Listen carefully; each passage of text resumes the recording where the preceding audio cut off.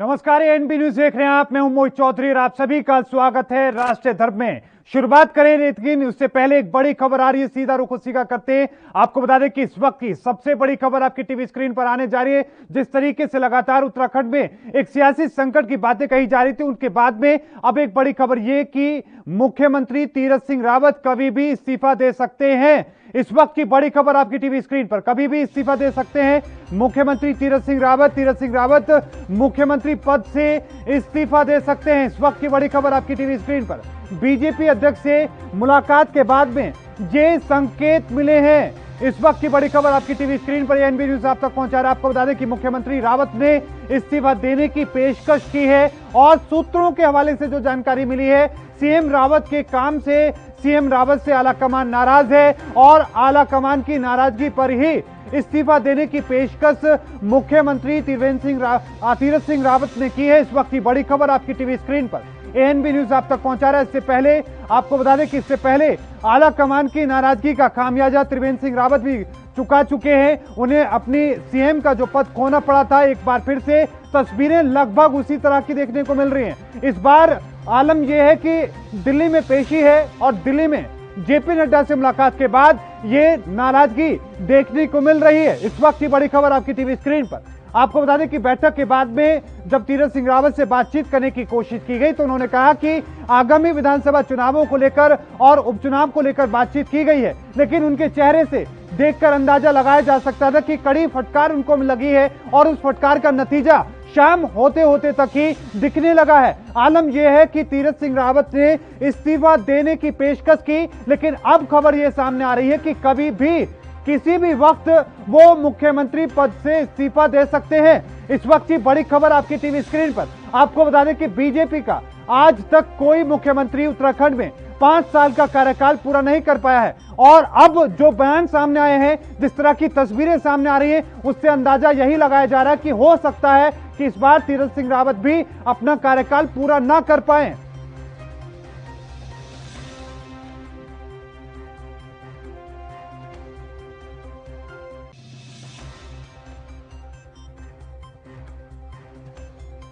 ने इस्तीफे की पेशकश की थी और उसके बाद अब खबर यह सामने आ रही है कि वो किसी भी वक्त में किसी भी वो पल वो आ सकता है सामने जब वो इस्तीफा दे सकते हैं। इस वक्त की बड़ी खबर आपकी टीवी स्क्रीन पर एएनबी न्यूज आप तक पहुंचा रहा है।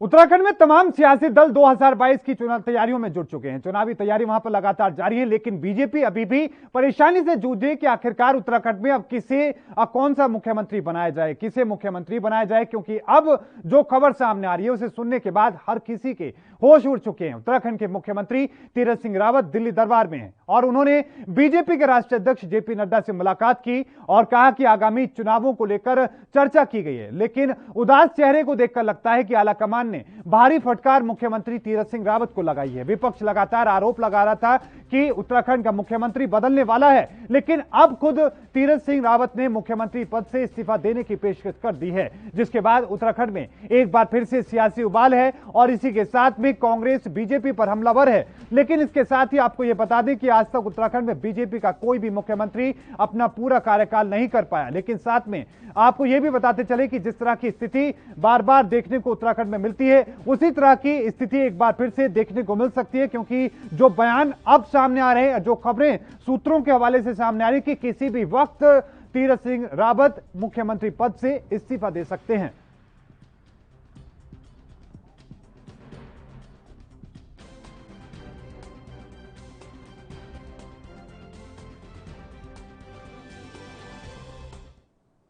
अब इसको लेकर कुछ अलग अलग तरह के बयान हैं, लेकिन उन बयानों को सुनवाएं उसको भी हम आपसे पहले आपको बता दें कि आज जब मुलाकात जेपी नड्डा से हुई, मुलाकात के बाद क्या कुछ उन्होंने कहा और आम आदमी पार्टी किस तरीके से निशाना साधे इस पूरे मामले को लेकर सुनते हैं।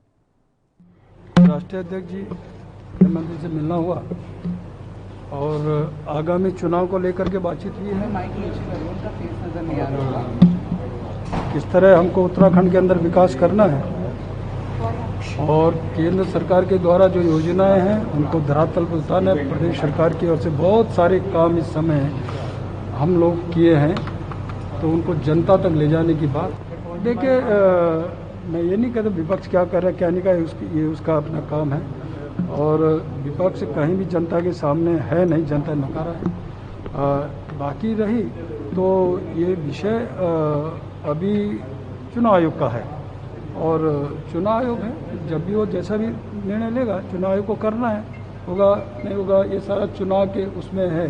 इनके मन में कितनी खोट है, इनके मन में कितने साहस है, देख लीजिए। चुनाव लड़ने की बात कहने के साथ साथ आम आदमी पार्टी के कर्नल साहब जब बोला कि हम तुम्हारे खिलाफ चुनाव लड़ेंगे, तुम बेईमान हो, तो ये दिल्ली जाके बैठ गए। आपके उत्तराखंड में एक और मुख्यमंत्री शायद आने वाले हैं, क्योंकि इनके जो है नियत ठीक नहीं है, जन कल्याणकारी काम नहीं है, क्यों लूटना है 7 महीने तक, फिर और लूटने के लिए एक मुख्यमंत्री बदलना चाह रहे हैं।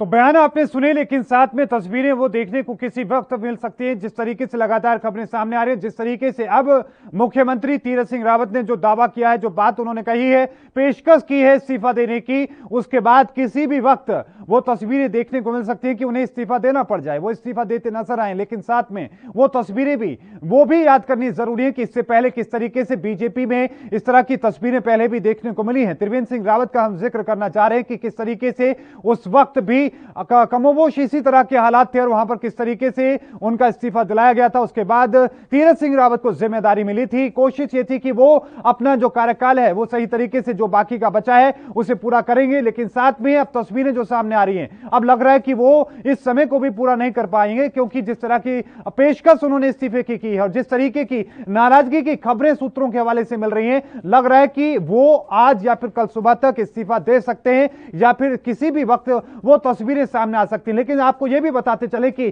तीरथ सिंह रावत से कई तरह के विवाद है। विवाद ना सिर्फ उस बात को लेकर कि उस दौरान किस तरीके से उन्होंने फटी हुई जींस को लेकर अपना जो बयान दिया था, पूरे देश में इसको लेकर विवाद देखने को मिला था।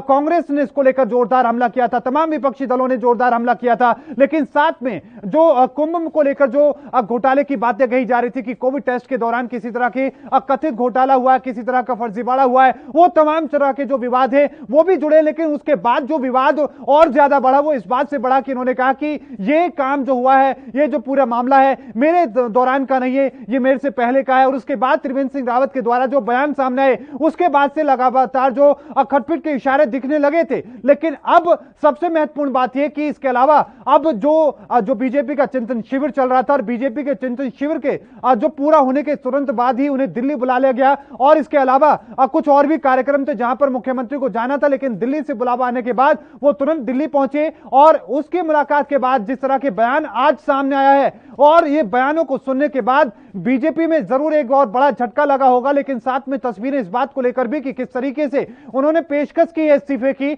और सूत्रों ने जो दावा किया है वो ये दावा किया है कि खालसा नाराजगी आला कमान में है और इसी की वजह से इस तरह के बयान जो है वो तीरथ सिंह रावत देते नजर आ रहे हैं। और साथ में किसी भी वक्त वो इस्तीफा भी दे सकते हैं। हालांकि इस पूरे मामले को लेकर बीजेपी किस तरीके से रिएक्ट करेगी, कांग्रेस क्या कहती नजर आएगी, ये देखना दिलचस्प होगा। लेकिन लगातार कांग्रेस भी यही बात कह रही थी कि हमें यानी कि उत्तराखंड में नया सीएम देखने को मिल सकता है। यही बातें आम आदमी पार्टी कह रही थी। लगातार कांग्रेस का दावा था कि संवैधानिक संकट उत्तराखंड में पैदा हो चुका है, लेकिन बीजेपी का जो दावा था वो लगातार यही कह रहे थे कि सिर्फ और सिर्फ बयानबाजी की जा रही है विपक्ष के द्वारा, इस तरह का कोई माहौल नहीं है। लेकिन साथ में जो बातें आज उन्होंने विपक्ष को लेकर भी कही, तीरथ सिंह रावत ने कहा कि विपक्ष तो नजर ही नहीं आ रहा है, तमाम तरह की बातें कही। लेकिन साथ में अब जो हालात देखने को मिल रहे हैं, जिस तरह के बयान सामने आ रहे हैं, उसको लेकर एक बार फिर से कहीं ना कहीं विवाद देखने को मिल रहा है। लेकिन साथ में जिस तरह की बातें जो पेशकश की गई है इस्तीफा देने की, उसको लेकर खासतौर पर जो हलचल है उत्तराखंड में वो तेज हो चुकी है। और इस वक्त ही ये बहुत ही महत्वपूर्ण हो जाता है क्योंकि 2022 में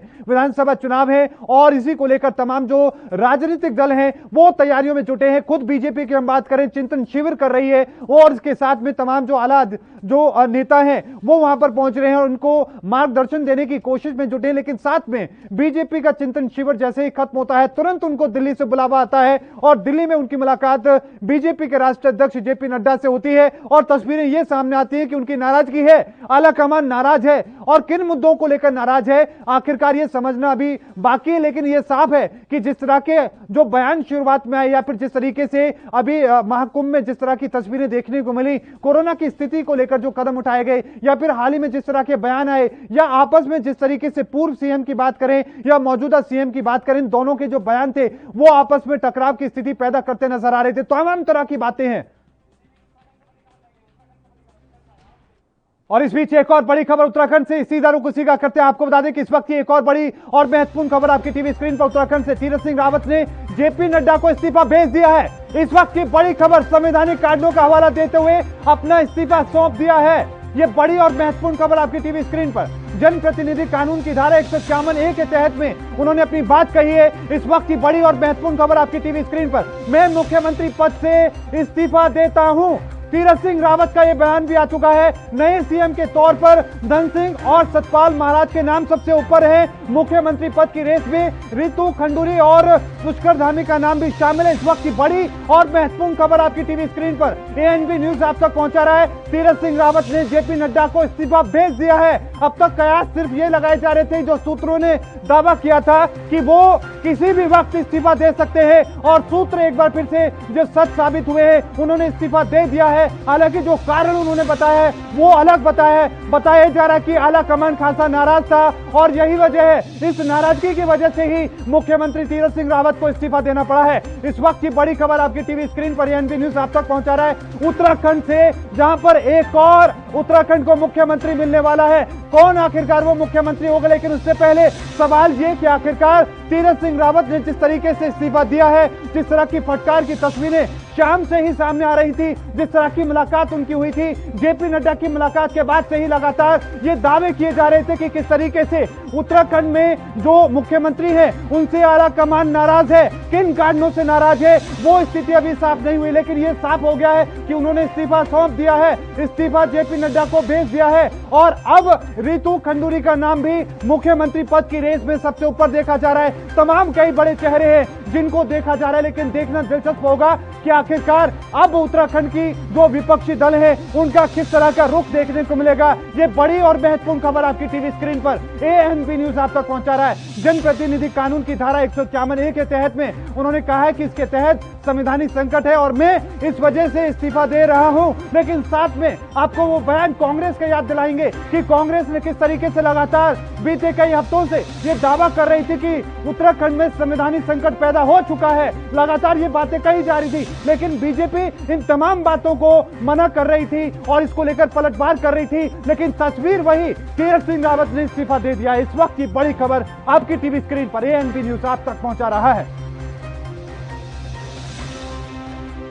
इस वक्त की बड़ी खबर आपकी टीवी स्क्रीन पर एएनबी न्यूज आप तक पहुंचा रहा है। आपको बता दें कि मुख्यमंत्री तीरथ सिंह रावत ने इस्तीफा सौंप दिया है, लेकिन देखना दिलचस्प होगा कि जेपी नड्डा इस इस्तीफे को स्वीकार करते हैं या नहीं करते हैं। लेकिन आला कमान की नाराजगी के बाद जिस तरह की तस्वीरें आई हैं, ये यकीनन इस्तीफा स्वीकार कर लिया जाएगा। लेकिन सवाल इस बात को लेकर उठेंगे कि आखिरकार जो सल्ट में उपचुनाव हुए थे, आखिरकार उसी दौरान चुनाव क्यों नहीं कराए गए, उसी दौरान उपचुनाव क्यों नहीं कराया गया, क्यों ये जो संवैधानिक जो स्थिति पैदा करने की कोशिश की गई, आखिरकार क्या वजह थी, क्यों किन बातों से बीजेपी घबराई हुई थी। लेकिन अब एक और महत्वपूर्ण बात यह कि अब क्योंकि उन्होंने इस्तीफा सौंप दिया है और इसको लेकर अपनी उन्होंने संवैधानिक की बात कही है, उन्होंने कहा कि संवैधानिक तौर पर संवैधानिक संकट पैदा हो रहा है, इसी वजह से वो इस्तीफा सौंप रहे। लेकिन सबसे महत्वपूर्ण बात है इस बात को लेकर कि आखिरकार अब कौन सीएम होगा। लेकिन इसके साथ ही सवाल इस बात को लेकर भी, कौन से ऐसे विवाद थे, कौन सी ऐसी बात थी जिसकी वजह से तीरथ सिंह रावत नाराज थे, उनसे आला कमान नाराज था। और इसी खबर पर और ज्यादा जानकारी के साथ हमारे संवाददाता हमारे साथ चंदन कुमार झा जुड़ चुके हैं। चंदन कुमार झा, मुख्यमंत्री तीरथ सिंह रावत ने इस्तीफा सौंप दिया है, क्या ताजा अपडेट है, एक बार विस्तार से बताएं। ये मुख्यमंत्री तीरथ सिंह रावत ने जो इस्तीफा सौंपा है वो संवैधानिक इस्तीफा नहीं है। उन्होंने अपने पार्टी अध्यक्ष को इस्तीफा सौंपा है। इस्तीफा उनको राज्यपाल को सौंपना पड़ेगा और वो संवैधानिक व्यवस्था है। पार्टी उनका इस्तीफा कल नामंजूर भी कर सकती है कि मुझे आपका इस्तीफा मंजूर नहीं है। उनको अपना इस्तीफा राज्यपाल को सौंपना है और 11 बजे का कल का समय लिया हुआ है। संवैधानिक संकट का हवाला देकर के उन्होंने इस्तीफा सौंपा है। और ये भी खबर है कि आज तीरथ सिंह 9:30 बजे रात प्रेस कॉन्फ्रेंस करेंगे देहरादून के अंदर। वो देहरादून पहुंच चुके हैं और उन्होंने अपना इस्तीफा बीजेपी अध्यक्ष को सौंपा है, उन्होंने राज्यपाल को इस्तीफा नहीं सौंपा है। लेकिन तो कुल मिलाकर के चंदन कुमार, जिस तरह की खबरें शाम से ही मिल रही थी कि जो सूत्र बता रहे थे कि आलाकमान नाराज है और इसी वजह से इस तरह की तस्वीरें बन सकती हैं, उसके बाद उनका बयान सामने आया कि मैं इस्तीफा पेश कर रहा हूं, इस तरह की बातें हुई, क्या वजह नजर आती है, क्या जमीन पर वहां तस्वीरें देखने को मिल रही हैं? मुझे ऐसा लगता है कि कोई नाराजगी की बात नहीं थी। ये संवैधानिक संकट है। 1 साल के अंदर चुनाव होने हैं और अब बिल्कुल चंदन झा, मैं आपको बीच में रोकना चाह रहा हूं, आप हमारे साथ बने रहें, इस बीच रुकेंगे, बहुत छोटे से ब्रेक लें, जल्द हाजिर होते हैं।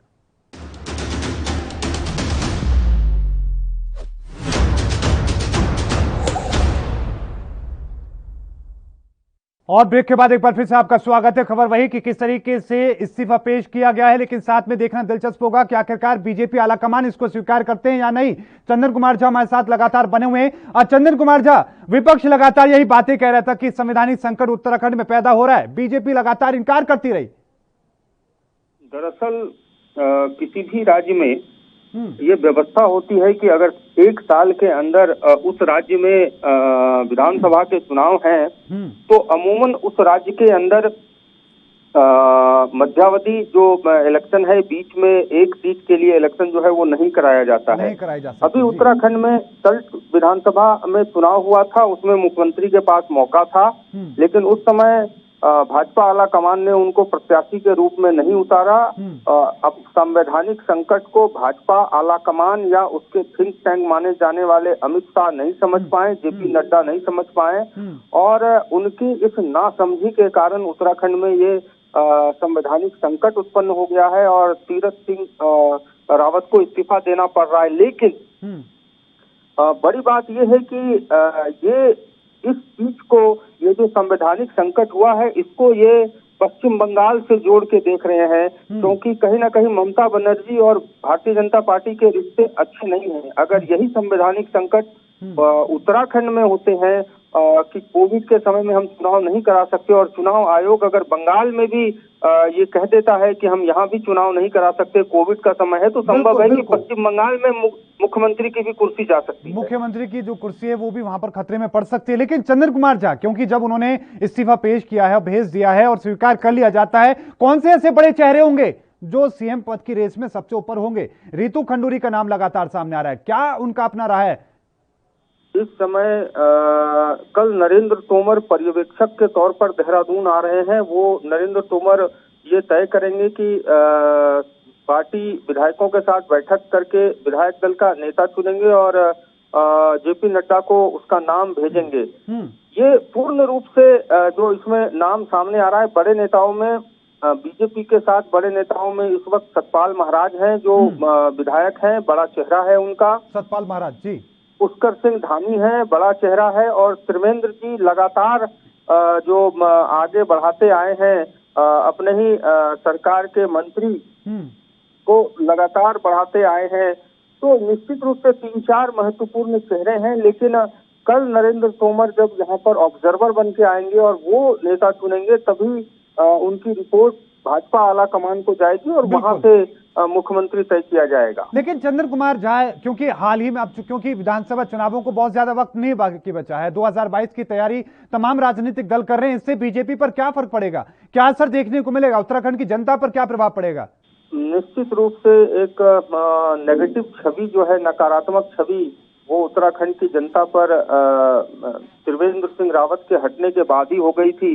अब जब तीरथ सिंह रावत को वो 3 महीने के बाद हटा रहे हैं, तो ऐसी स्थिति में निश्चित रूप से उत्तराखंड के लिए ये दुर्भाग्य की बात है। उत्तराखंड राज्य को पहले से भी इस तरह का दंश झेलना पड़ा है। 1 साल में 3 मुख्यमंत्री, ऐसा पहले भी हो चुका है उत्तराखंड के अंदर, लेकिन इससे कहीं ना कहीं भाजपा की छवि जो है वो उत्तराखंड में धूमिल हो। बिल्कुल बिल्कुल, बहुत बहुत धन्यवाद चंद्र कुमार झा हमारे साथ जुड़ने के लिए, तमाम जानकारी को साझा करने के लिए। चंद्र कुमार झा ने बताया कि किस तरीके से उत्तराखंड में अब इस तरह की नई स्थिति पैदा हुई। हालांकि नाराजगी को लेकर जरूर उन्होंने अपनी बात कही, लेकिन इसका असर आगामी विधानसभा चुनावों पर जरूर देखने को मिला। इन तमाम चीजों को लेकर ही हम चर्चा करने की कोशिश करेंगे। हमारे साथ चर्चा में हिस्सा लेने के लिए हमारे साथ शादाब शम्स हमारे साथ जुड़ चुके हैं बीजेपी से। आपका बहुत बहुत स्वागत है सर ये एएनपी न्यूज पर। हमारे साथ इंदुकांत दीक्षित जुड़ चुके हैं, राजनीतिक विश्लेषक हैं। आपका बहुत बहुत स्वागत है सर ये एएनपी न्यूज पर। सबसे पहले शादाब शम्स, एक और मुख्यमंत्री आपका जा रहा है सर, क्या वजह इस्तीफा देने की?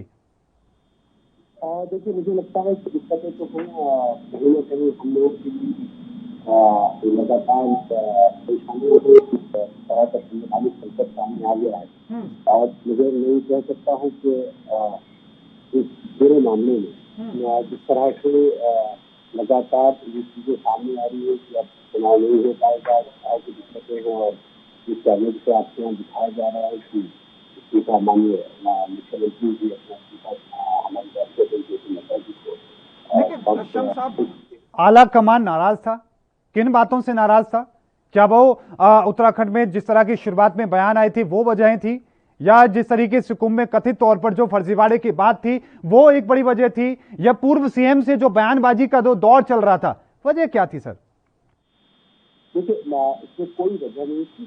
सबसे इम्पोर्टेंट जब किसी की गाड़ी खराब जाती है तो सबसे सारी कमी उसी की होती है, उसकी सारी वजह मीडिया भी हमारी बता दे और कुछ बता दे तो हम इसका कुछ जवाब शायद हमारे पास नहीं होगा। लेकिन हम इतना कहेंगे कि ये संवैधानिक संकट है, और क्योंकि लगातार ये कोशिशें की जा रही थी चुनाव आयोग से। आज माननीय तीरथ सिंह रावत जी ने चुनाव आयोग को भी पत्र भी लिखा है, और तमाम कोशिशों के बावजूद हमें भी ये दिख रहा था कि शायद इसमें चुनाव कराना मुश्किल हो रहा है, क्योंकि कोविड की गाइडलाइन के अकॉर्डिंगली जिस तरह से कोर्ट ने कहा है कि हम अगस्त तक चुनाव मतलब चुनाव की कोई प्रक्रिया शुरू नहीं करेंगे। पहले ही वो बोल चुके थे, हमें उम्मीद थी कि शायद रिक्वेस्ट की जाएगी तो मानेंगे। लेकिन शम्स साहब, ये बात, यही जो बात आप कह रहे हैं और यही जो बात मुख्यमंत्री ने जो दावा किया है, प्रेस कॉन्फ्रेंस भी कुछ देर में होने वाली है, लेकिन बीजेपी के ऊपर ये बात लगातार कांग्रेस कर रही थी, लगातार विपक्षी दल ये बात कह रहे थे कि आप लोगों ने ऐसे हालात पैदा कर दिए।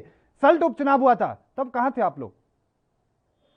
हमें उम्मीद नहीं, हमें था कि शायद क्योंकि इससे पहले भी कई बार कई विषय में जानकारी आई थी, ये जरूर था धारा 151 में कि अगर 30 साल से अधिक हो तो चुनाव आयोग बाध्य है, और धारा 100 ठीक है, अगर 1 साल से कम हो तो ठीक है। शादाब साहब, मैं एक बार फिर से आपका रुख करूंगा, लेकिन उससे पहले थोड़ा राजनीतिक तौर पर किस तरह की स्थिति अब देखने को मिलेगी, किस तरह का माहौल होगा। इंदुकांत दीक्षित जी हमारे साथ हैं, राजनीतिक विश्लेषक हैं। आपका स्वागत सर ये एएनपी न्यूज पर। इंदुकांत जी, किस तरीके से देख रहे हैं आप ये पूरा घटनाक्रम? अभी कुछ दिनों पहले की बात है, अभी उन्होंने शपथ ग्रहण किया था और इसके बाद में उनकी तस्वीर ऐसे देखने को मिल रही है। देखिए मनीष जी, ये बहुत ही दुर्भाग्यपूर्ण माना जाएगा, जैसा शम्स जी ने दबी जुबान में ही सही लेकिन उन्होंने स्वीकार किया कि ये कमी है, लड़खड़ाने जैसी स्थिति है।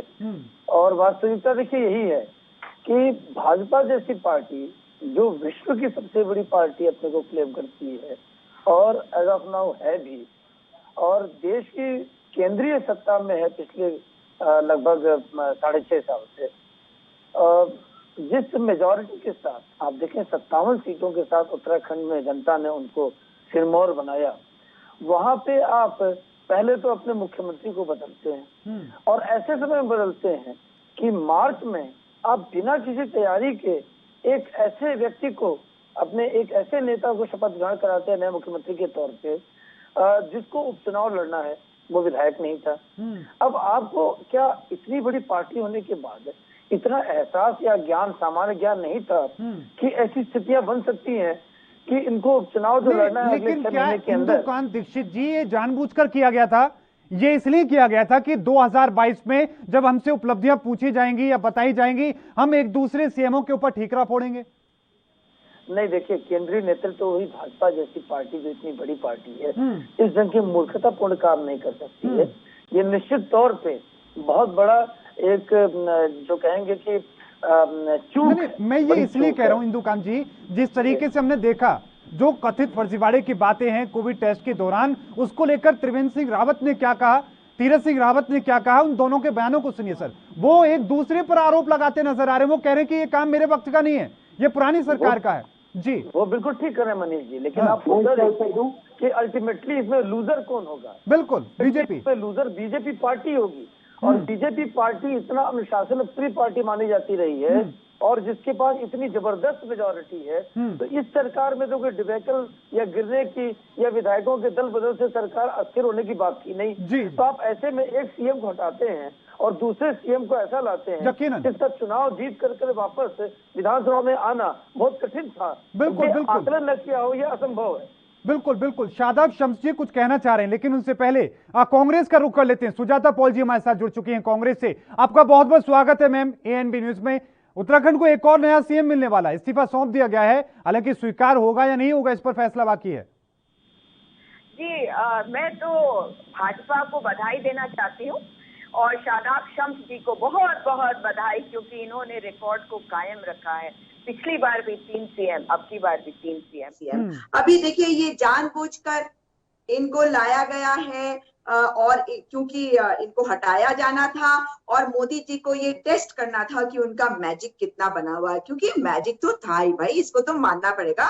उनकी लहर थी मगर लहर खत्म हो गई। जिस प्रकार से मोदी जी इतने अच्छे अच्छे पोशाकें पहनते हैं, बिल्कुल ठीक उसी प्रकार से उन्होंने हमारे उत्तराखंड को भी दोबारा से एक नया मुख्यमंत्री दिया। देखिए सर्वे बार बार होते हैं और ये बात आप जानते हैं कि किसी सर्वे की जरूरत नहीं है इस बात को समझने के लिए कि उत्तराखंड में भारतीय जनता पार्टी ने जिस प्रकार का कुशासन दिया है उससे जनता त्रस्त रही है। मुख्यमंत्री के आने के बाद से जिस प्रकार से महिलाओं पर उन्होंने टिप्पणी करी वो बहुत दुखद रहा है। मैं तो ये उम्मीद कर रही हूँ कि अब चाहे कुछ ही समय रह गया है, जो इनके मूल भाजपाई विधायक है उनको छोड़कर अब जिनको ये अपनी पार्टी में ले गए हैं उनको भी एक मौका दे दे मुख्यमंत्री बनने का, क्योंकि वो सक्षम है। ये जो बाकी के महीने हैं वो अच्छी तरह कटवा देंगे। सतपाल सिंह रावत है, रेखा आर्या जी हैं, बहुत नेता है इनके पास, सब कांग्रेस से गए हुए, मगर इनके अपने वाले भी हैं। अगर रावत ही रखना है तो धन सिंह रावत या अरविंद पांडे जी को भी ले आए। तो आज जो हमने देखा, मैं इस पे कोई ये कटाक्ष नहीं करूंगी कि अरे देखो जी ऐसा हो गया वैसा हो गया। मैं तो ये कहती हूँ कि भाई मुख्यमंत्री हो तो भाजपाइयों के जैसा, जो आज आया कल गया, आया राम एंड गया राम। लेकिन सुजाता पॉल जी आपसे मैं समझने की कोशिश करूं, क्योंकि ये बात आप बार बार कह रहे थे कि संवैधानिक संकट पैदा हो चुका है उत्तराखंड में, बीजेपी इनकार करती रही, मानने को तैयार नहीं हुई और आज इसी तर्क के साथ में इस्तीफा सौंप दिया गया। निश्चित तौर पर मैंने ये कुछ समय पहले भी कहा था, आपके एक कार्यक्रम में भी कहा था कि कॉन्स्टिट्यूशनल क्राइसिस है। तब ये कह रहे थे नहीं कोई कॉन्स्टिट्यूशनल क्राइसिस नहीं है, मगर कॉन्स्टिट्यूशनल क्राइसिस के साथ साथ एक दूसरा देखिए ये जानते हैं कि ये जीत नहीं पाएंगे। गंगोत्री से खबर आ रही थी कि ये चुनाव लड़ेंगे। इससे पहले देखिए सल्ट का चुनाव इन्होंने छोड़ दिया और हम तो चाह रहे थे कि ये चुनाव लड़ ले और ये पता चल जाए कि क्या ये इनको लोग चुनेंगे, लेकिन क्योंकि ये जानते हैं कि स्थिति बहुत गंभीर है और इन्हें चुना नहीं जाएगा, इस वजह से आप देखिएगा कि अगले 1 साल में ये चुनाव आसानी से करवाने वाले हैं नहीं और इसी वजह से इसका बहाना इन्होंने लिया है, केवल ये बहाना है। बिल्कुल। तो तमाम अलग तरह के जो बहाने हैं वो तमाम चीजें देखने को मिलेंगी और इस बीच एक छोटे से ब्रेक लें, रुक रहे हैं, उसके बाद शादाब शम्स जी का रुख करेंगे।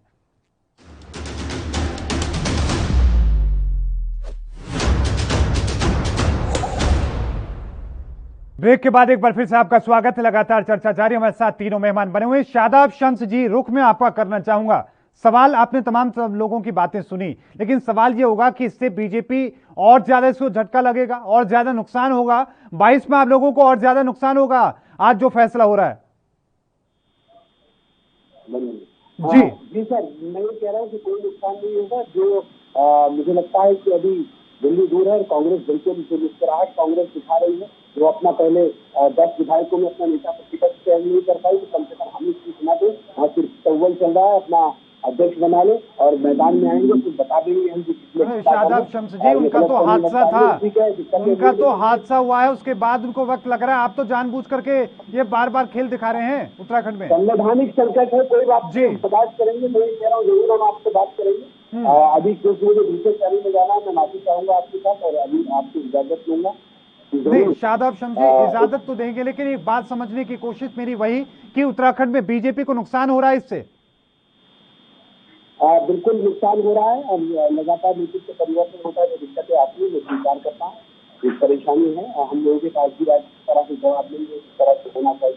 लेकिन हम एक मजबूत संगठन है और हम ताकत के साथ खड़े हुए और दोबारा एक नई 2022 में नया इतिहास बनाने इस बात का। लेकिन शादाब जी, एक बात और मैं समझने की कोशिश करना चाहूं कि कहां गलती हुई, कहां पर लापरवाही हुई, क्यों आखिरकार इतनी बड़ी जो बातें थी वो नहीं समझ पाई आलाकमान, और आज जो स्थिति पैदा हो गई तब जाकर ये फैसला लिया जा रहा है।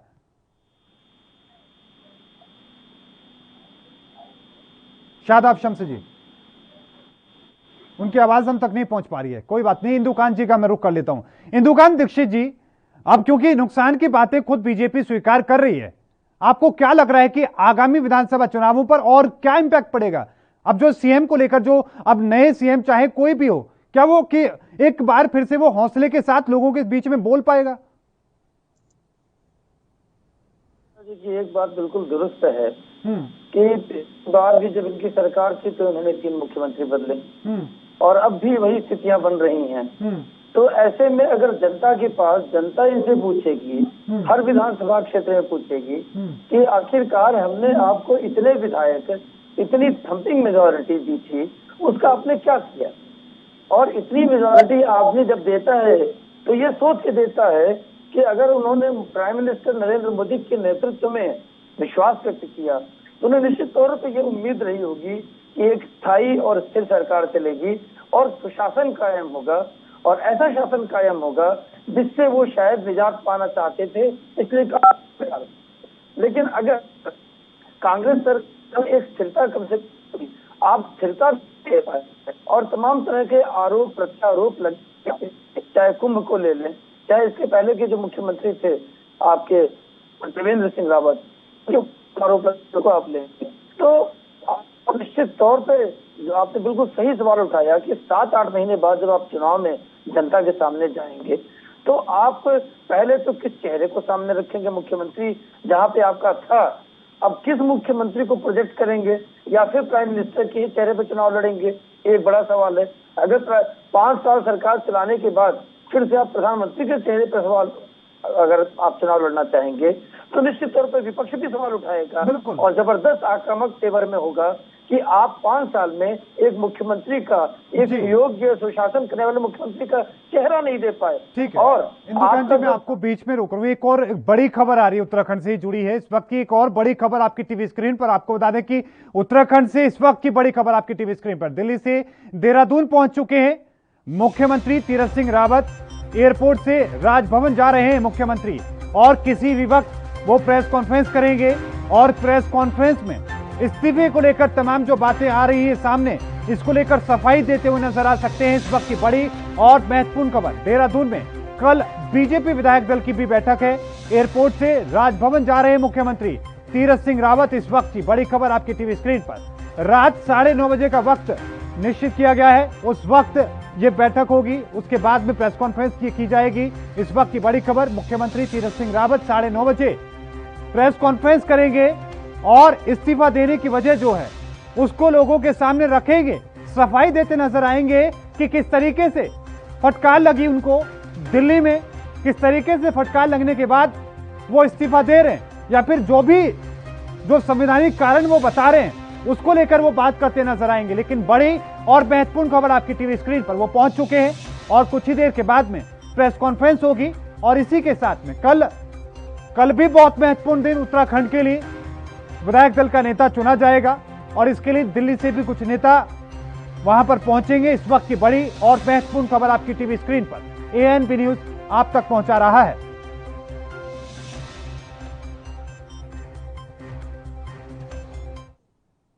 रुख फिर से चर्चा का ही करेंगे, हमारे साथ लगातार मेहमान बने हुए हैं। सुजाता पॉल जी, रुख में आपका करना चाहूंगा, उसके बाद इंदुकांत जी आपके पास भी आऊंगा। सुजाता पॉल जी, अभी आपने बात सुनी शम्स सादाब, उन किस तरीके से वो कह रहे हैं कि आप तो अपना विधायक दल का नेता नहीं चुन पाए, हम तो सीएम कम से कम चुन लेंगे। देखिए, वो कुछ भी बोलते रहे मगर दूसरे के घर में झांकते झांकते अपने घर को जला बैठे, इनका तो वो हाल है। और 57 ये कोई छोटा नंबर है, प्रचंड बहुमत की भारतीय जनता पार्टी की डबल इंजन की सरकार, एक मुख्यमंत्री नहीं दे सकी ऐसा जो लोगों की पसंद का हो वैसा। अरे अब तो इनको एक काम कर लेना चाहिए, मोदी जी को डिक्लेयर कर देना चाहिए हर राज्य का मुख्यमंत्री, क्योंकि अगर हर राज्य का मुख्यमंत्री प्रधानमंत्री मोदी जी बन जाएंगे तो शायद इनकी कठिनाई जो है वो खत्म हो जाएगी, क्योंकि वैसे भी इस राज्य को चला कोई मुख्यमंत्री नहीं रहे थे। कुछ दिन पहले इन्होंने एक बात कही थी जिसके बारे में आपने जिक्र भी किया, घोटाले की बात, जो कुंभ का घोटाला हुआ, जो कुंभ में हुआ, अप्रैल के महीने में हुआ, जबकि वो मार्च में आए। वो कह रहे हैं मेरे समय का नहीं, ये पहले हो गया। अब आप मुझे बताइए, जिनको यही नहीं पता कि अप्रैल पहले आता है, मार्च पहले आता है या क्या क्या होता है, उनका क्या कहें। इन्होंने एक और बयान दिया था, इन्होंने कहा था हम तो कभी सोच ही नहीं सकते थे बचपन में कि ट्रेन जो है वो चढ़ सकती है पहाड़ों में। और जिनको ये नहीं पता अपने राज्य के बारे में, तो उनके पास कोई विजन नहीं था। हमारे यहाँ आप उपनल कर्मियों को देख लिए, आप एएनएम को देख लीजिए, आप 108 के पूर्व कर्मी, आयुष छात्र, आशा कार्यकर्ती, सब कोई सड़कों पे, हर आप रोडवेज के कर्मचारियों को देख लीजिए, आप सेक्रेटेरिएट के कर्मचारियों को देख लीजिए, हर कोई इनके विरोध में खड़ा है, क्योंकि ये कंफ्यूज्ड सरकार है, ये रिमोट कंट्रोल से चलने वाली सरकार है। गुजरात का जो पूरा परिदृश्य है वो अलग है, उत्तराखंड एक पहाड़ी राज्य है, बड़ी मुश्किलों से मिला था हमें ये राज्य, मगर यहाँ पर जिस प्रकार से इन्होंने सत्ता को चलाया वो लोगों को बता रहा था कि अब इनको हटाना है, लेकिन ये तो खुद ही हटा रहे हैं। और देखिए आज का दिन बड़ा महत्वपूर्ण है इनके राज में। अभी आपको याद होगा कि इनके संगठन महामंत्री संजय कुमार के ऊपर महिला के यौन उत्पीड़न का आरोप लगा, उसके बाद महेश नेगी के ऊपर लगा, और आज सुरेश राठौर भाजपा के विधायक एक और, उनके ऊपर एक भाजपा नेत्री ने मुकदमा दर्ज करवाया बलात्कार का। अब आप देख लीजिए ना कि ये किस प्रकार की सरकार दे रहे थे, ना महिलाओं से संवेदना, ना शासन का तरीका, और हर कोई सड़क पर। और जिस प्रकार से हमने देखा कि कुंभ हमने करवाया, कोर्ट कह रही है कुंभ मत करवाओ, कोर्ट कह रही है चारधाम यात्रा मत कराओ, मगर ये करवा रहे। देवस्थानम बोर्ड इतना बड़ा इशू है, इन्होंने वो भी केंद्र के कहने पे करा है, अपना कोई डिसीजन इनका नहीं है। और जनता ये जानती है कि इनको हराना है, तो ये जानते हैं कि अगर ये चुनाव लड़ने जाते हैं तो ये हारेंगे। इनको बदला गया था ये सोच कर, देखिए ये एनालिटिकली अगर आप देखेंगे यही सोच के बदला गया था कि जो पिछले 4 साल में लोग नाराज हैं उसको शायद ये ठीक कर पाएंगे, लेकिन इन्होंने आते ही जो अपना बड़बोलापन दिखाया उससे इनका नेतृत्व भी जानता है कि स्थिति और खराब होने वाली है, ठीक तो होने वाली है। बिल्कुल मेरा भी यही बिंदु था। लेकिन एक बात, क्योंकि देखिए आप बेशक कांग्रेस में हैं, विपक्षी होने के नाते आप बेशक खुश हो सकते हैं, आपको लग रहा है आपके लिए कमजोरी और बीजेपी के हाथ लग गई, लेकिन कहीं ना कहीं नुकसान तो जनता का है, उत्तराखंड वासियों का है, उनका है, जो लोग उम्मीद कर रहे थे कि ऐसे में बात वैक्सीन की होनी चाहिए, बात इस बात को लेकर होनी चाहिए कि जिनके रोजगार खत्म हो गए उत्तराखंड के अंदर, चाहे होटलों की बात करें या वहां पर जो पर्यटक पहुंचते थे उसकी वजह से, अब ऐसे में वहां पर सीएम की बात हो रही है। निश्चित तौर पर देखिए, मैं भले ही कुछ भी कह रही हूं, लेकिन आप मेरे दिल के दर्द को समझिए। ये मेरा राज्य है, यहाँ पे जनता त्राहिमाम कर रही है, मुख्यमंत्री बार बार बदला जाए और जो असली कार्य है उनको आप बैक बर्नर पे रख दे, उधर की तरफ ध्यान ना दे, तो ये कष्ट किसको होगा? हमारी जनता को होगा ना। तो जो बात मैं कह रही हूँ वो शायद मैं अपने दर्द को छुपाने के लिए भी कह रही हूँ। मुझे कोई खुशी नहीं है इनके जाने की, मैंने कहा ना बधाई इनको दे रही हूँ मैं, लेकिन राज्य के लिए, राज्य की जनता के लिए ये बहुत दुखदाई है कि मुख्यमंत्री जो है वो एक स्टेबल राज्य नहीं बना सकता और भारतीय जनता पार्टी एक स्टेबल मुख्यमंत्री नहीं दे सकती। इसीलिए मैं कह रही थी कि जिनको आपने कांग्रेस पार्टी से ले गए वो बहुत सक्षम नेता है, आप उनमें से किसी एक को बना ले तो बाकी के कम से कम कुछ महीने जनता को राहत मिलेगी। और ये सकारात्मक सुझाव है, ये मैं नकारात्मक बात नहीं कह रही हूँ।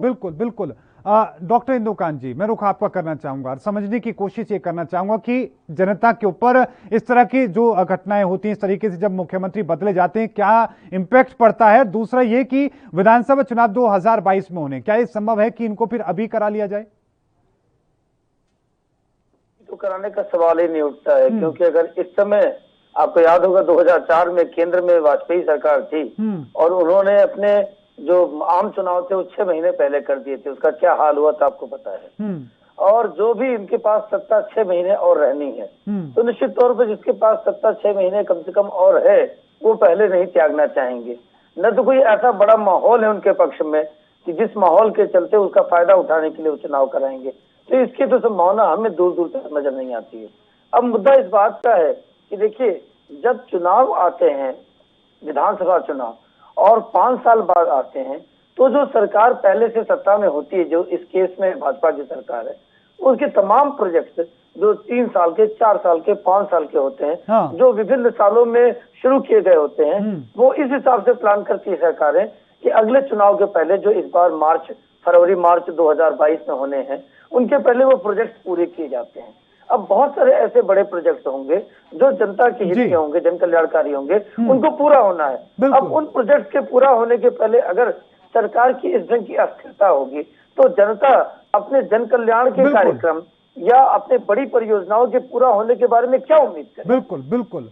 सुजाता पॉल जी, रुख में आप ही का करना चाहूंगा, एक बार फिर से समझने की कोशिश ये करना चाहूंगा कि आपके लिए आप किस तरीके से अब कांग्रेस देख रही है जो सीएम को लेकर जो कदम उठाया गया है, और साथ में आगामी 2022 के चुनाव क्योंकि आपके सामने हैं, किस तरीके से इन पूरी घटनाओं को देख रही है? देखिए, सबसे दुखद बात यह है कि अगर हम केवल चुनावों के बारे में सोचे और जनता के बारे में ना सोचे, तो हमें जो पब्लिक लाइफ में होने का कोई अधिकार नहीं है। लोग जो होते हैं वो सर्वोपरि होते हैं, जनता जनार्दन होती है। जनता को जागरूक रहना होगा, क्योंकि अब की बार हमने देख लिया है कि किस प्रकार से भ्रम में आकर, क्योंकि जनता ने भी हिंदू मुस्लिम को ज्यादा तवज्जो दी, जो मोदी जी ने कहा उस बात को सोचा कि वो सच कहेंगे, मगर जिस प्रकार का आघात लगा है हमारे पंडा पुरोहितों पर देवस्थानम बोर्ड के कारण, जिस प्रकार से वे सड़कों पे आ गए हैं, जिस प्रकार से चारधाम यात्रा शुरू नहीं करी जा पाई है क्योंकि एसओपी ठीक प्रकार से नहीं बनाई गई, जिस प्रकार से हमारे जो ब्यूरोक्रेसी है, अफसरशाही है, वो बेलगाम रही है, तो ये निश्चित तौर पर जनता ने भी देखा है, जनता ने भी समझा है कि ये सरकार जो आई है ये लोगों के हित के लिए नहीं आई, बल्कि राज्य को इन्होंने बहुत पीछे धकेल दिया है।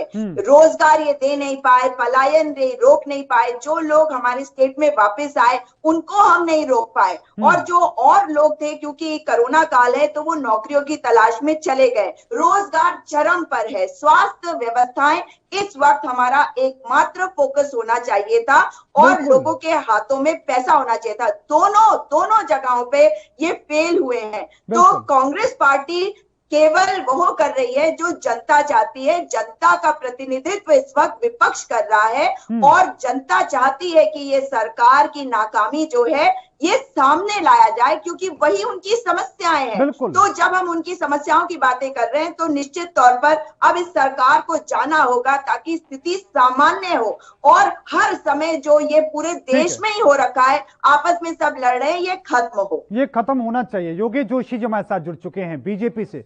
सुरेश जोशी जी, आपका बहुत बहुत स्वागत है सर ये एएनबी न्यूज पर। सुरेश जोशी जी, जिस वक्त आपको लोगों को वैक्सीन देने की जरूरत है, आप सीएम दे रहे हैं। देखिए, पहली बात तो मैं आपको बताऊं, हम वैक्सीन भी दे रहे हैं, हम राशन भी दे रहे हैं, हम रोजगार भी दे रहे हैं, हम सुरक्षा भी दे रहे हैं, हम स्वास्थ्य भी दे रहे हैं। यानी जो सरकार की प्राथमिकताएं हैं, उन सभी प्राथमिकताओं को सरकार पूरा कर रही है। जो अभी विषय आ रहा है कि कभी कोई संवैधानिक चीजें अगर होती हैं देश के अंदर, कभी भी कोई संवैधानिक संस्थाओं के हिसाब से, नियम और कानून के हिसाब से हम लोग डेमोक्रेसी को, प्रजातंत्र को, संविधान को मानने वाले लोग, अगर इस तरह की परिस्थिति कभी आती तो निश्चित तौर पर ये एक समय की स्थितियां अगर ऐसी आएंगी तो उसका भी हमको मुकाबला करना पड़ेगा।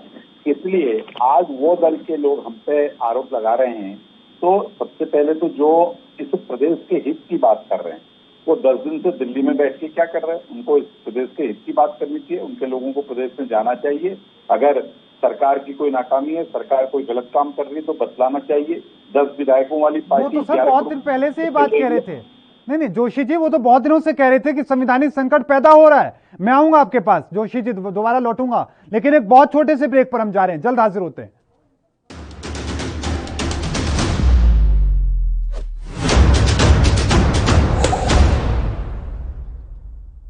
के बाद एक बार फिर से आपका स्वागत है। लगातार चर्चा जारी, हमारे साथ तीनों मेहमान बने हुए हैं। जोशी जी, रुख एक बार फिर से मैं करना चाहूंगा, समझने की कोशिश वही, कांग्रेस बार बार चेताती रही, बार बार कहती रही, लेकिन आपके जो पलटवार थे, सवाल कांग्रेस पर ही उठाने लगे। नहीं, देखिए मैं कांग्रेस पे सवाल नहीं उठा रहा हूँ। मैं ये कह रहा हूँ कि कांग्रेस जो आरोप लगा रही है, देखिए कांग्रेस प्रजातांत्रिक तरीके से, लोकतांत्रिक तरीके से जो उनकी विपक्ष की भूमिका है उसको निभाए, उसका तो वो पूरी तरह से विफल है। कोरोना काल में कांग्रेस के कार्यकर्ताओं का, कांग्रेस के नेताओं का कहीं आता पता नहीं था। कभी वो कहते थे ऑक्सीजन नहीं है, जब ऑक्सीजन पर्याप्त थी प्रदेश में, बेडों की पर्याप्त मात्रा में होने लगी तो कांग्रेस भाग गई। जब फिर राशन बढ़ने लगा तो उन्होंने राशन की बात करने लगी। और दूसरा क्या है कि सबसे बड़ी बात यह है कि इतने बड़े कोरोना महामारी में जो कांग्रेस का अपना एक रोल होना चाहिए था, जिस पार्टी ने 10 साल इस प्रदेश के अंदर सरकार चलाई, उस पार्टी ने जनता के बीच में जाना चाहिए था, जनता के हितों की बात करनी चाहिए थी। लेकिन उस समय आपने देखा होगा सारे टीवी चैनल पर हम लोग बैठते थे तो कांग्रेस के प्रवक्ता, कांग्रेस के नेता आकर के लातू पे राजनीति करने लग गए। आखिर लातू में राजनीति करने वाली पार्टी, उन्होंने कुंभ को किस तरह से, देखो हिंदुत्व के खिलाफ कुंभ का जब विषय आया तो वो बार बार जो है कि उसके खिलाफ वो दे रहे थे। मैंने उस समय कई बार आपके टीवी चैनल के डिबेट में कहा, कांग्रेस अगर कुंभ को जो है कि कोरोना मानती थी तो क्यों सोनिया जी ने, राहुल जी ने, ये कांग्रेस के नेताओं ने अपने कार्यकर्ताओं को, अपने नेताओं को कुंभ में जाने की नसीहत क्यों दी कि आप कुंभ में मत जाइए। जोशी जी, आप बड़ी बात कर रहे हैं, आप बड़ा आरोप लगा रहे हैं, मुझे लगता है जवाब ले लेना चाहिए। लेकिन साथ में एक बात, इस बात को लेकर भी कि जिस तरह का उत्साह आप में नजर आ रहा है, जिस तरह की बातें आप कर रहे हैं, ऐसा लग रहा है आपको गम नहीं है किसी चीज का कि भी सीएम बदल रहा है या फिर नया सीएम मिल रहा है। आपको लग रहा था कि पहले से ये होने वाला है। सुजाता पॉल जी, तमाम आरोपों का जवाब। आ रहा हूँ जोशी जी, आ रहा हूँ। ये तो सोच रहे होंगे कि चलो जान छूटी, क्योंकि ये तो रिप जीन्स के साथ साथ खुद ही रिप हो गए। और देखिए ये बात कर रहे हैं कि कांग्रेस क्या कर रही है। अरे सरकार में कांग्रेस है या सरकार में ये है? जनता के मुद्दे कांग्रेस उठा रही है, उठाती रहेगी, सरकार को चेताती रहेगी। अब देखिए विरोधाभास वो इसलिए है क्योंकि ये सक्षम नहीं है। इनके अंदर कैपेबिलिटी होती तो ये एक तरफ ये नहीं कहते कि इन्हें बताना चाहिए और दूसरी तरफ ये नहीं कहते कि कभी राशन के लिए बोल रहे हैं, कभी वैक्सीनेशन के लिए। अरे सोनिया जी और राहुल जी ये क्यों कह रहे थे कि कुंभ में जाने क्यों दिया, मतलब ये क्या बोल रहे हैं? अरे जब माननीय उच्च न्यायालय ने इस बात को कहा था कि कुंभ में एसओपीज किस प्रकार के लागू होंगे और उसके बाद हमने देखा कि किस प्रकार का घोटाला हुआ, तो जिम्मेदारी किसकी है? सरकार में कांग्रेस है या सरकार में आप है भाई? और कांग्रेस को अगर निकाला गया सत्ता से तो जनता ने निकाला। जनता ने ये सोचा कि आप अच्छा शासन देंगे, आप भ्रष्टाचार रहित शासन देंगे, रोजगार देंगे, लोगों की सेवा करेंगे, मगर आप तो स्वयं की सेवा कर रहे हैं ना, क्योंकि आपकी लड़ाई जो है वो मुद्दों से नहीं है, वो इश्यूज से नहीं है ताकि जनता को राहत मिल सके। आपकी लड़ाई विपक्ष से है। अरे आप तो सत्ता में है भाई, आपको ये समझ ही में नहीं आया। अगर आप विपक्ष में होते, आप लड़ते, मुझे समझ में आता। आप मुझे बताइए, 4 धाम यात्रा हम चाहते थे कि उसकी शुरुआत हो जाए, लेकिन क्योंकि आपकी अफसरशाही बेलगाम थी और आपके मुख्यमंत्री उन्हें कंट्रोल नहीं कर पाए, इसीलिए वो एसओपी ढंग से बनाकर माननीय उच्च न्यायालय के समक्ष नहीं ले जा पाए। उन्हें डांट पड़ी, बार बार पड़ी, और इसी वजह से 4 धाम यात्रा पर रोक लगी और उससे कितने लोगों का रोजगार जो है वो प्रभावित हुआ। अगर जरा विजन होता, जरा कैपेबिलिटी होती तो ऐसा नहीं होता। जिस प्रकार से दैवीय आपदाएं नहीं, मैन मेड आपदाएं, मानवीय रहित, मानव द्वारा रचित आपदाएं हमारे राज्य में आ रही हैं, क्योंकि हमारा राज्य वो कर रहा है जो इनको बताया जा रहा है केंद्र से। ये दुख का विषय है। कम से कम अब उम्मीद कर रही हूँ कि बाकी का जो पीरियड है वो ठीक प्रकार से ये चला सके, जनता को राहत दे सके और विपक्ष की बातों को सुने। ये जरूरी भी है। डॉक्टर इंदुकांत जी, मैं एक बार फिर से रुख आपका कर रहा हूं और समझने की ये कोशिश करना चाह रहा हूं कि उत्तराखंड में जब स्थिति ऐसी बन चुकी है, खासतौर पर जो विपक्षी दल हैं उन पर इसका क्या असर देखने को मिलेगा, वो किस तरीके से इसको लेंगी? क्योंकि आम आदमी पार्टी की हम बात करें, जिस तरीके से उन्होंने कर्नल को मैदान में उतारा था, वो तो इस बात को जरूर प्रचार करेंगे भी हमारे कर्नल को देखकर बीजेपी ने बैकफुट पाने की कोशिश की है, ये फैसला लिया है। देखिए, जो हमारे यहाँ कहावत है कि जब किसी के घर में फूट पड़ती है या कोई समस्या आती है तो निश्चित तौर पर जो पड़ोसी होते हैं बाकी लोग उसका आनंद उठाते हैं। तो घर में अगर फूट पड़ी, घर में समस्या आई है तो अड़ोस पड़ोस के लोग आनंद लेंगे।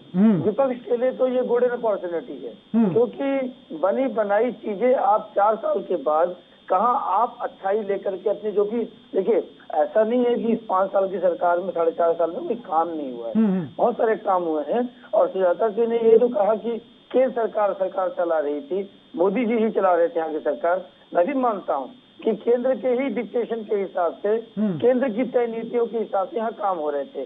खासतौर से आप इस्तीफा देखे ना, जो राज्यपाल को सौंपना था वो कहाँ सौंपा गया है? नहीं, वो तो ठीक है। ये देखिए, अपने अगर उनको वहाँ पे कहा गया होगा कि आप यहाँ पे अपने पत्र पेश करिए। अभी ये इसकी पुष्टि नहीं हुई है पूरी तरह से, लेकिन उन्होंने अपने अध्यक्ष को कहा कि ठीक है, हम इस्तीफा दे रहे हैं और इस्तीफा देने जा रहे हैं फॉर्मली वहाँ पे।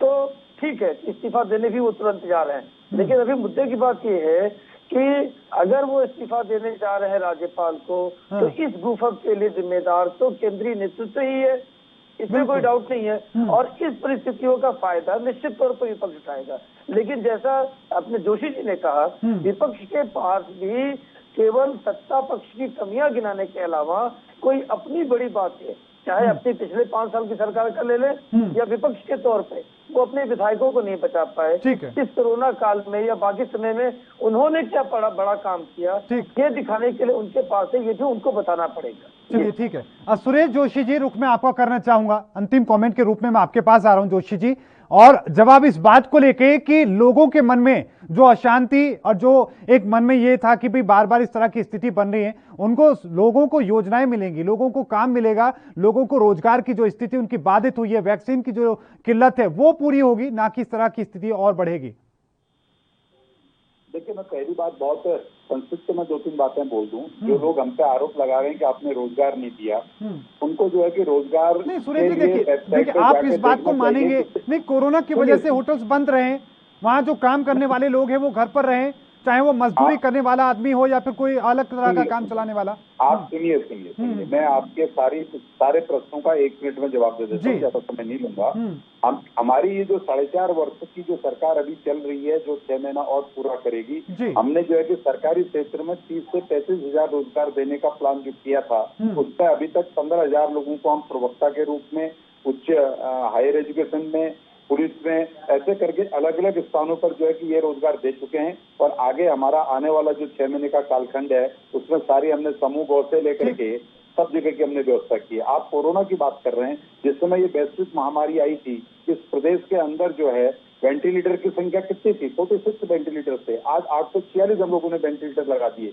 हर जिला चिकित्सालय को हमने जो है कि सीटी स्कैन मशीन दी है, अल्ट्रासाउंड मशीन दी है, बहुत जगह हमने MRI मशीन। सुरेश जोशी जी, मैं आपको बीच में रोक रहा हूं समय की कमी के चलते, लेकिन आप तीनों मेहमानों का बहुत बहुत धन्यवाद अपना कीमती वक्त हमारे साथ साझा करने के लिए। और सुजाता पॉल जी, मुझे माफ कीजिएगा, मैं आपका आखिरी कमेंट नहीं ले पाया, लेकिन देखना दिलचस्प होगा कि मुख्यमंत्री प्रेस कॉन्फ्रेंस में आखिरकार किस तरीके से अपनी बात रखते हैं और कल क्या कुछ होने वाला। लगातार खबरों के लिए देखते रहें ANP न्यूज। मुझे दीजिए इजाजत, धन्यवाद।